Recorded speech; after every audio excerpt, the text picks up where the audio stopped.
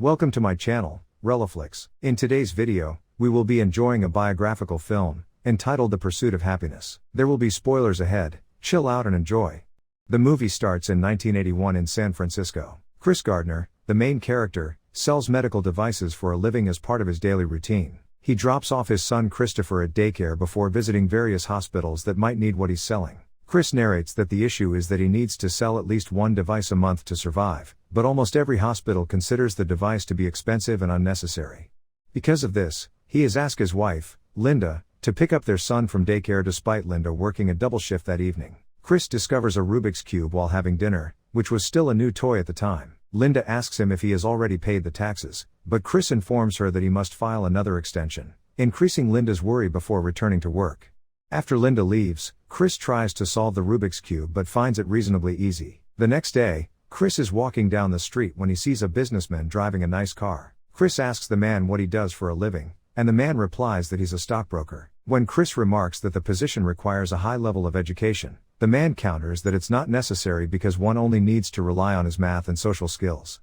After their brief encounter, Chris describes how many around him are joyful and wonder why he can't be like that. The following morning, Chris informs Linda that he will return home at 6 because he plans to apply to become a stockbroker. Linda finds this ridiculous, which Chris finds offensive. Chris then goes to a brokerage firm to apply, but he leaves his medical device with a street performer because he does not want to go inside carrying it. Chris calls this a part of his life being stupid, and sure enough, while he is applying for the job, he notices from behind the boss that the street performer is running away with the device. Chris is forced to flee while holding the application, but the street performer escapes on a train. The next day, Chris makes a promise to Linda that he will sell the gadget so she won't have to see it anymore. He then takes Christopher to the daycare, where Chris informs him that, in contrast to what is displayed on the daycare walls, the word happy does not contain a Y. He then explains to his son that he was given the nickname 10-gallon head because he is from Texas, where people wear big cowboy hats. Chris then goes to Dean Whiter Reynolds with a filled-out application form and personally delivers it to Jay Twistle, who is Dean Whiter's resource head. However, their conversation is brief because Jay is rushing, and after Chris sees the street performer and her companion carrying the stolen device. After chasing the two, Chris finally recovers his device, but the problem is that he now has two devices, which is far from his earlier promise that he's going to get rid of it. Later that day, sure enough, Linda notices the two devices and is extremely disappointed. After giving their son a basketball for his birthday, Chris tries to tell Linda what happened earlier, but she doesn't want to hear it. In the following scene, Chris talks to Jay as he hails a taxi. Chris tells Jay about the application form he submitted a month earlier, but Jay tells him he has to go somewhere. Chris seizes this opportunity to speak with Jay by telling him that he is going to the same location as Jay, and as a result, they both take the same taxi. While Chris is talking about his skills and personality inside the cab, Jay is busy with solving the Rubik's Cube. Chris notices this and asks to solve the cube, but Jay doesn't believe him. However, Chris solves the cube just before Jay gets off, impressing Jay. However, he abandons Chris, forcing Chris to pay the price. At a stoplight, Chris flees and successfully escapes via train, but he leaves his device behind when the train door then closes on Chris's hand. That day, Chris phones Linda to apologize for being late and expresses his rage that she missed her job. Linda informs Chris that she and Christopher are leaving, and Chris returns home to discover his wife and son gone. Just then, Jay calls to tell him to write down his secretary's number so they can speak the next day. Without a pen or piece of paper around, Chris is forced to memorize the numbers and walk to a local store to write them down on paper.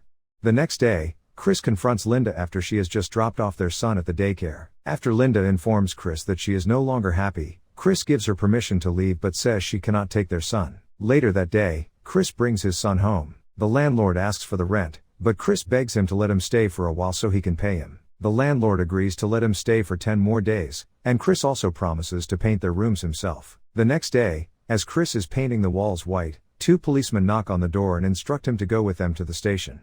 When Chris pays his parking ticket at the police station, the officer informs him that it will be verified at 9:30 in the morning. Chris has no choice but to call Linda to watch their son while he's gone for the day. Linda agrees, but only on the condition that she will return their son late. Chris stays at the station for the night. The next day, Chris rushes to the interview at Dean Whiter's. Chris arrives there, much to the panel's obvious disappointment, still in his yesterday's clothes since he doesn't have time to change. He then honestly tells the panel that he was arrested yesterday for failing to pay parking tickets. The head of the company appears unimpressed with Chris as the interview goes on, but in the end, Chris manages to make the panel laugh. Jay congratulates Chris for successfully interviewing without wearing formal attire, but Chris says he'll think about the job because he learns that there is an intern period during which he will not be paid at all. However, Jay persuades him to continue after the interview. Chris goes right to his house to waiting for his wife and son to arrive. Linda arrives with Christopher a little later. That evening, when Christopher is sleeping, Linda informs him she's leaving for New York to work as a waitress. Chris agrees, but only if his son stays with him. Linda is confident in Chris's ability to care for their son, so she cries and leaves them. The following day, with the help of Chris's friend, the father and son move 2 blocks down to a nearby motel because it was a Saturday. Chris asks his son to play basketball, and as he shoots the ball, Christopher shares with his father his desire of being a professional. Chris, however, advises his son to avoid aiming for something of that kind because he might not have a chance of succeeding. After observing his kid's attitude shift as a result of what Chris said to him, his son is encouraged by Chris to never let anyone, not even himself, tell him he can't achieve something. They go to a hospital to sell their medical equipment there, and the hospital agrees to buy it, giving the father and son at least some money to get by. The next day, Chris goes to the internship to learn about the trade. During lunch, Chris runs into Mr. From in the street and introduces himself. However, their conversation is cut short when Chris sees the device that he left behind when he escaped from the taxi driver. Chris then follows after the man carrying the device but fails when he is hit by a car while he is still standing. Chris discovers that he has lost his shoe and returns to the program with a missing shoe. In the following scenes, Chris seems to be having no luck with the names on his sheets. He then decides to immediately jump to the company's CEO in hopes that something might happen with that. Fortunately, he gets the opportunity to have a meeting with the CEO as he is running out of the building. His internship boss Mr. Frekesh unluckily asks him to park his car somewhere. Chris misses the meeting that night due of this, and while eating at a diner, he tells his son to assist him on a trip tomorrow. Chris only convinces him to go when he mentions to his son that they might go to a football game. The following morning, Chris visits the CEO he had earlier called, Mr. Ribbon, and thanks him for the opportunity yesterday, which he had missed. Mr. Ribbon then extends an invitation to the father and son to join them, and Chris sees this as an opportunity. Christopher and Chris join Mr. Ribbon and his son. While things appear to be going well, Mr. Ribbon informs Chris that, despite the fact that he likes Chris, there is no chance that he will accept his offer. On the plus side, Chris gets to speak with Mr. Ribbon and his businessmen friends. However, everything changes when, on a specific day, the Internal Revenue Service takes money from Chris's bank account in payment for his unpaid taxes. He is now broke as a result, so Chris asks his friend for the money he owes him. However, the friend assumed that it has already been paid when he drove the father and son to the motel. Chris gets upset by this, causing his friend to shut the door on him. Later that day, Chris spots and eventually retrieves the device that he had left earlier. They then rush from place to sell the device, only to discover that it is broken, despite the fact that the hospital will still pay for it once it is repaired. Chris is upset when they return to the motel that evening and discover their belongings outside of their room. Chris tries to enter the door but is unable to do so since the lock has changed. Despite being exhausted, Chris and his son must move again, and they end up in a train station. When Christopher notes that the device his father is holding isn't a time machine, Chris responds by explaining that it is. After pressing the device's button, Chris acts out that they are transported back to the age of the dinosaurs, and Christopher enthusiastically joins in with this imagination. The two then proceed to the toilet, where they spend the night. While his son is sleeping, Chris quietly cries at this low point in his life. In the following scenario, Chris and his son attempt to enter a homeless shelter but are turned down since only women and children are allowed. They then go to another homeless shelter where they almost get cut off since the rooms are already full. Fortunately, they get their room when the security learns that the person in front of them cheated on his line inside the homeless shelter. Chris attempts to fix the device. In the other scene, Chris describes how he learns to wrap up client conversations since he and his son need to arrive early at the homeless shelter. The film then cuts to Chris and his son attending mass inside the homeless shelter and Chris studying for tomorrow's internship exam.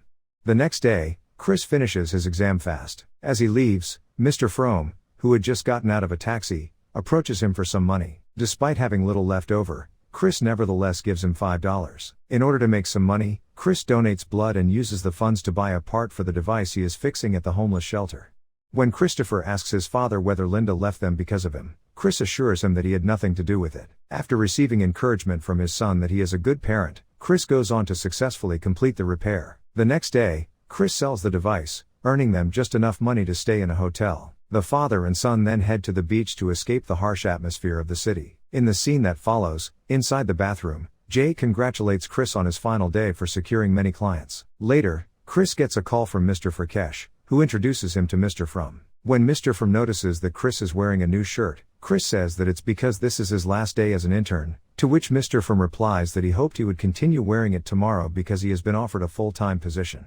Chris is struggling to hold back tears as he thanks the panel and Mr. From returns the $5 he borrowed from him. Chris exits the building and declares that this stage of his life is happy. He then rushes over to his son's daycare and gives him a bear hug. The movie shows that Chris is successful in starting his own investing company. The movie then finishes with Chris chatting with his son as they go somewhere while the actual Chris Gardner passes by. In the epilogue, it is revealed that Chris has closed a deal for millions of dollars. Thanks for watching. Please subscribe to our channel to get notified whenever we publish the next recap. Till then, take care. See you next time.